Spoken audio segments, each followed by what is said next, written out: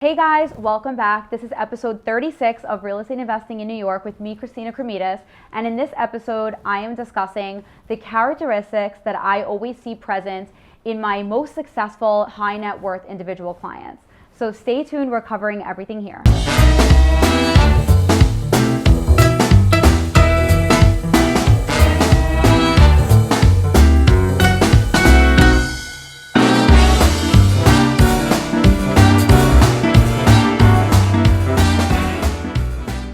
Welcome back, guys. Thank you for being here for another episode of Real Estate Investing in New York. This episode is not going to be so heavily real estate focused, but since I am in a business where I get to meet all different kinds of people with all different kinds of personalities in different backgrounds and industries, I feel like I have a very good handle on identifying clients that are going to be good to work with, who I'm going to admire. And it always turns out that these clients also always end up being the most successful. It's just always how it is. And I really wanted to share with you these characteristics that I notice in this type of person so that hopefully we can all aspire to maybe incorporate these characteristics into our own lives, or even just help to identify people that might be going somewhere good in the future. So I'm going to cover 10 characteristics that I often see are present in my most successful, wealthiest clientele. The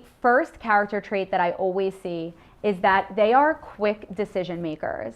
If there's one thing they don't want to do, it's spend too much time lamenting over what is the right decision to make. They often have a really good innate understanding of good decisions and bad decisions, and they're very quick to pull the trigger when they see something that's appealing to them, that checks their boxes, that meets their needs.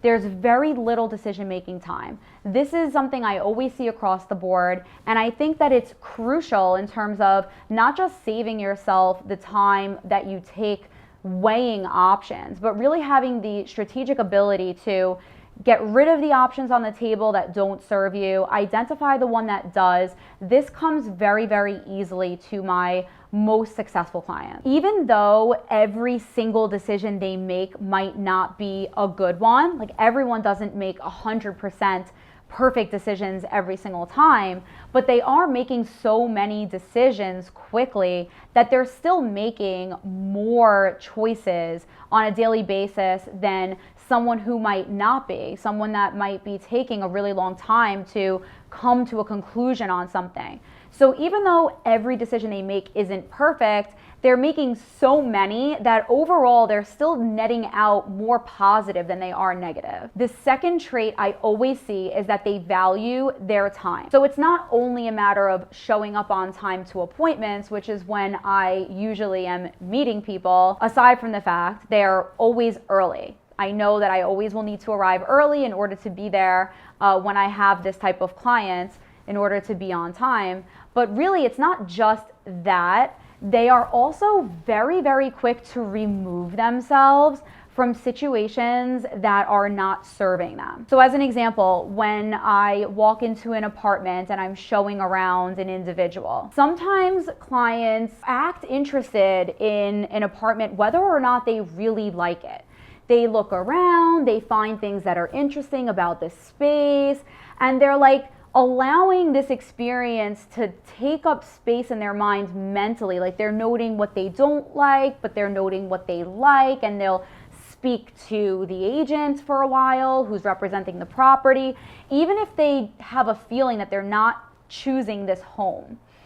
Whereas on the contrary, when I'm working with someone that is very successful or has accomplished a lot or is a high net worth individual, I always see them act differently when they are in a situation that they know is not for them. They immediately just remove themselves. They will just do an about face and walk right out. That happens very, very often, and I actually love it because, again, going back to the decision making, there's no need to discuss what you liked about it if it's not your ideal home. You know, some people like to chat more than others, but really it's just, not being scared of leaving a situation that is not serving you. They don't owe the listing agent on the property an explanation for why they're not staying longer. They don't have to feel like they are meeting a quota of, oh, we should at least stay here for 5 minutes so we don't seem rude. It's just very respectfully, this is not for me and I don't need to waste any more of your time. We're out of here. And that's something I actually admire because, again, it shows that they're quick at making the decisions and they're valuing their time. Third is that they rely on their trusted team of experts. Every time I have worked with a very successful or wealthy individual, they always have a trusted, close team of experts that they work with on everything. So every communication that they will engage in, whether it's with respect to buying an apartment or whether it's with respect to business or even personal life, the odds are that their accountant and their attorney is all going to be included on that communication. They really like group texts, making sure that everyone's in the loop and making sure that no one is accidentally left off of a piece of information, because they really understand the fact that no one has a lot of time to waste and you really want to have to only say something once. And for all of your key people to understand, take it in, do what they need to do with that piece of information or respond to it if needed, but they don't want to have to repeat themselves multiple times. And they also want to feel like they trust their team. So these are people that they have hand selected over the course of however long it took them to curate this team of people that they trust. These people are very close to them. They are ingrained in everything that they do. They know their financials, they know their background, and they know their history, so that they do not have to worry about second guessing these people's work. So when it comes to being someone like this as agent, when I have a client like this and I am their broker, I tend to be the broker that they use on everything. So if I bought something with them, they will have me sell or they will have me rent it out, because they know that at this point we have a general understanding of how we enjoy working together and I understand the history with the property and they trust me.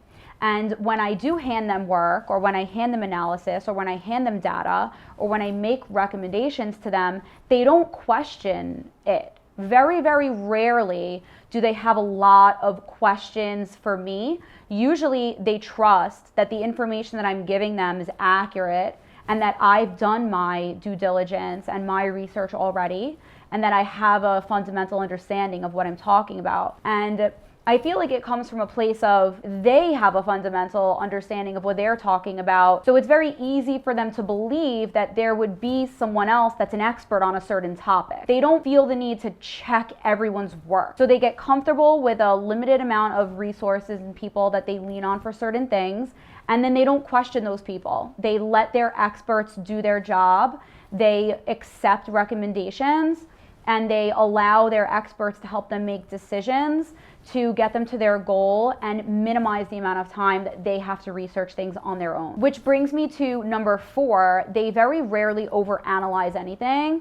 And the reason for this mainly is because by the time they receive the information, it's coming from one of their trusted professionals and they don't feel like they have a need to second guess it.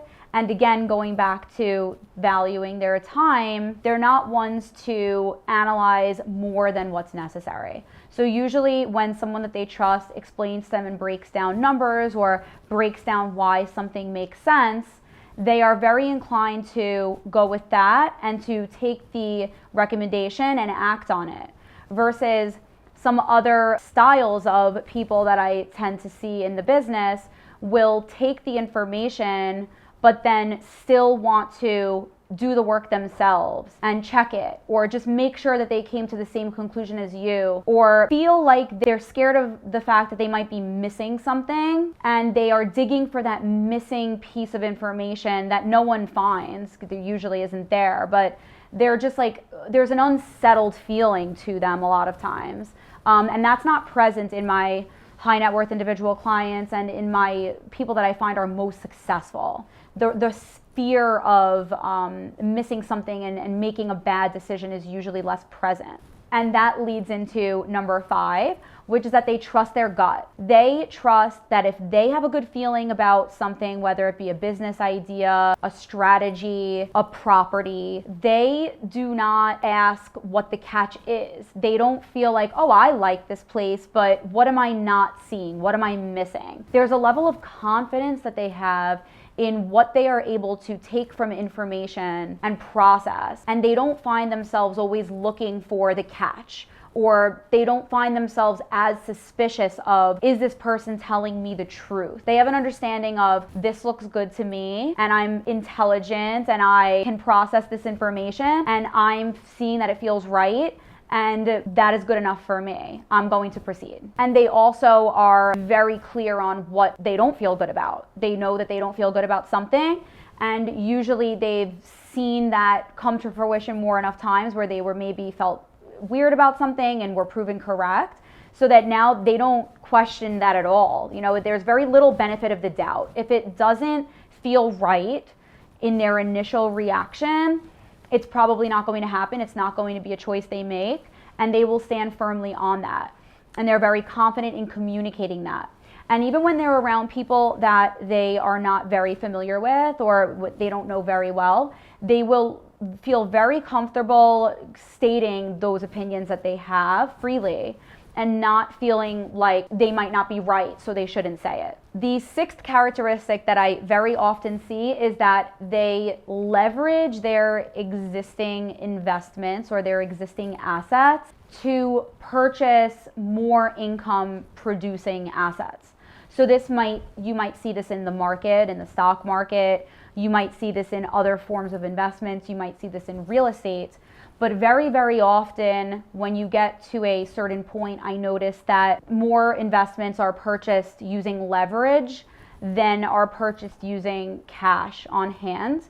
And the reason for this is because as you are able to utilize the assets that you already own to borrow against and purchase more, you are able to have more investments, obviously, than you have the actual cash maybe to buy. So you will be able to increase the number of streams of income that you have. And this is a way that the most successful people I've seen are able to increase the number of income streams that they have by maybe buying more investments or more properties, and not necessarily saving up like in their bank account for each individual one. This also is worth mentioning along those lines of they don't necessarily have a great fear of risk. They have an understanding that most things that are worth benefiting from have some risk to them, and everyone has their own range of comfort level in terms of how much risk they're willing to take on. Sometimes it changes as whether someone's younger or older, but all in all, there is much less fearfulness around the idea of taking risk. The seventh common characteristic is that they are discreet. They usually do not want anyone to know who they are. Very often, they don't even want me to give their name when I'm registering them to view an apartment or enter a building. They'll very often have people working on their behalf and representing them until the final stages when they are willing to kind of show their face more to the other parties that are involved in a transaction. They are usually, not always, but usually not wearing noticeable brands. It's just not something that they tend to care most about. And oftentimes they really prefer to fly under the radar. They don't want to be noticed, especially in a city environment. They don't want attention. They don't want their name getting out. They don't want to be a focal point most of the time. A lot of our transactions will have different names on it that are not their legal name. So they'll open LLCs and they'll purchase in the names of companies, or they'll purchase in the names of other individuals, but they are not usually putting their own name on anything that's public facing. The eighth characteristic that I very often notice is that they make themselves the smallest person in the biggest rooms. This, I think, is critical for multiple reasons.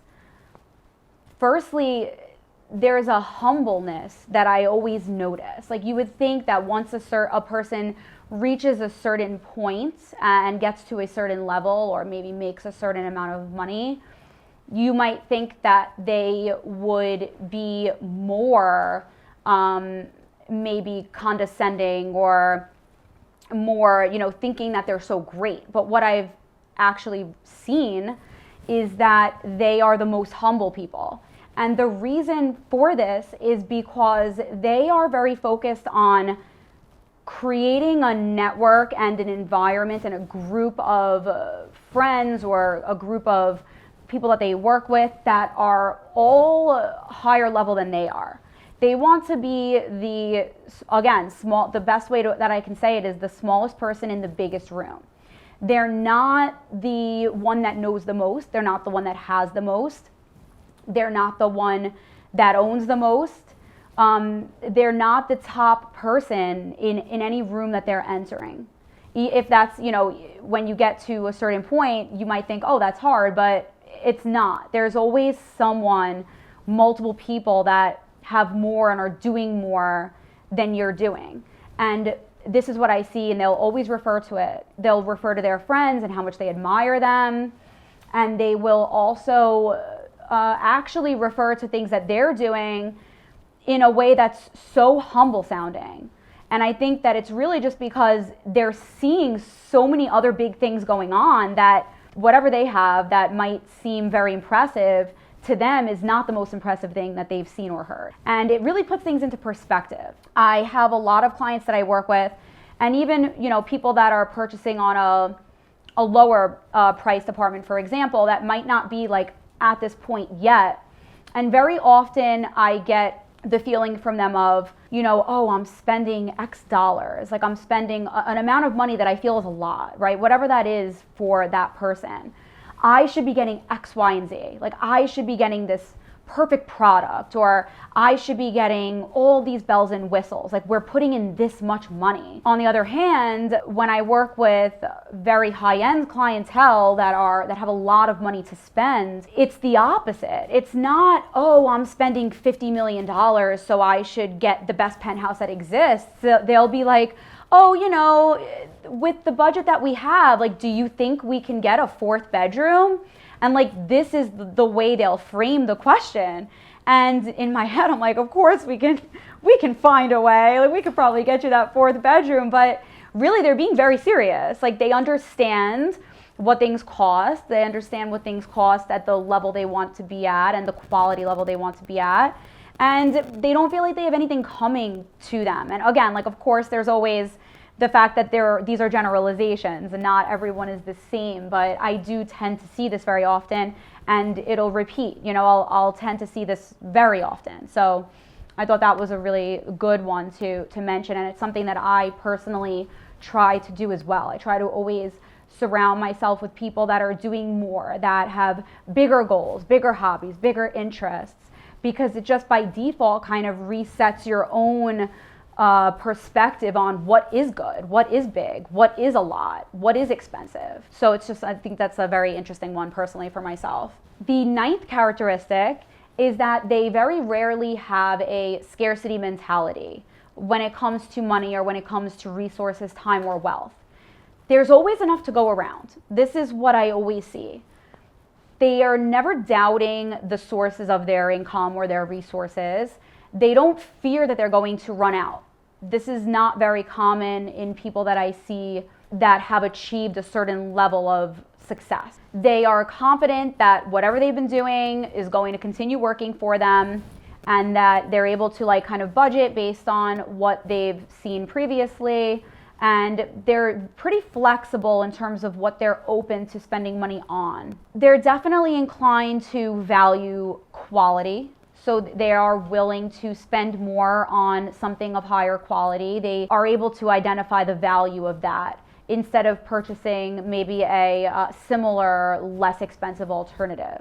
There's much more of an abundance mentality, and the belief that what you give is what you get, and also the belief that everything is going to circle back around. You're not going to, just because you give or you spent on something doesn't mean that you've lost that money or you've lost that amount of time. It's always going to come back to you in abundance. And finally, the 10th characteristic that I always see prevalent in my most successful clients is that they are always having a good time.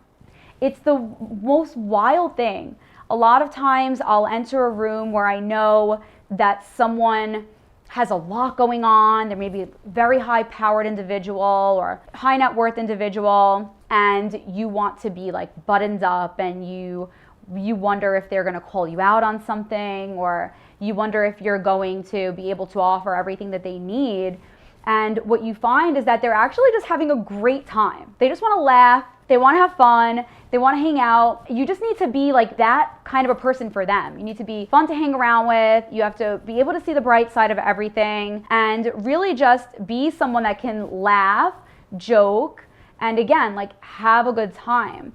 Most of my meetings with these types of clients are very, very fun. They're always my most fun meetings. My car rides with these people are always my most talkative, fun car rides. Most of these people can talk to anybody. They have no issue or they don't hold back when it comes to talking, making conversation. They're great to be around. Really, really fun people.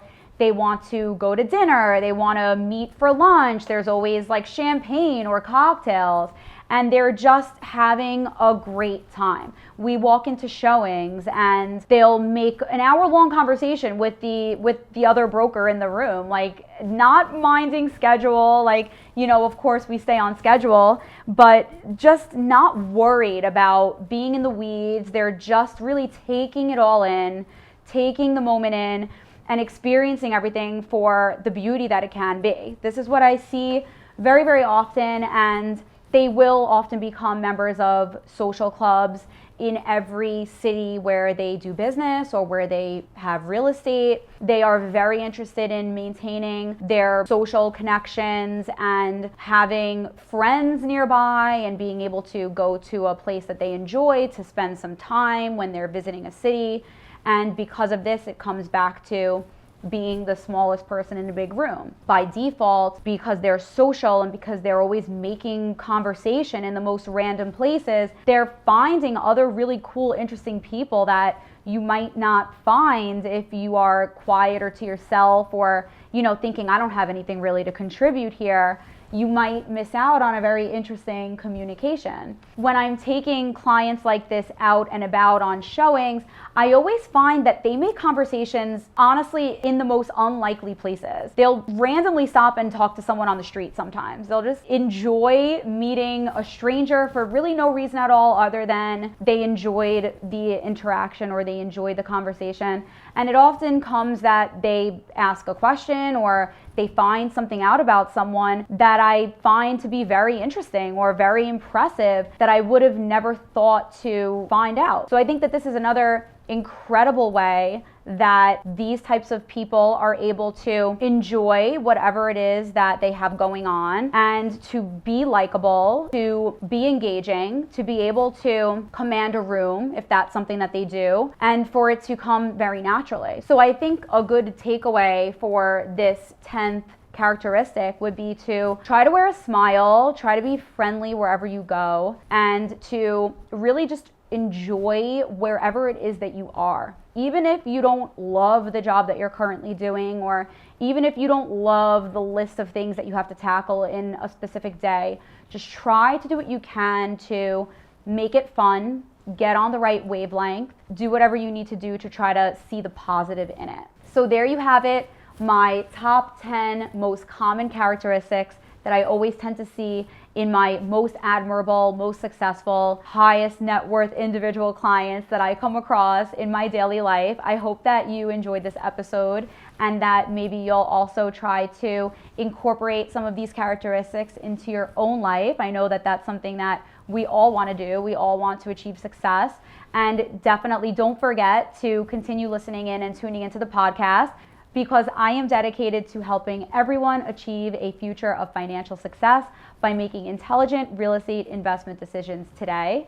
So if you are tuning in on the podcast, thank you so much. Please share the episode with your friends or anyone who you think would get value from this episode so that we can share the message with more people. And if you are tuning in on YouTube, please like this episode and subscribe to the channel so that you can be notified when we post new episodes. You can always email me if you have any thoughts or questions after listening to any of our episodes. My email address is christina.kremidas@element.com. I love hearing from you guys, and a lot of times when I see your messages, I'm able to help curate and refine the new episodes that I'm going to bring to you so that hopefully what we're sharing is stuff that is interesting to you. Thank you so much for tuning in, and I will see you for the next one.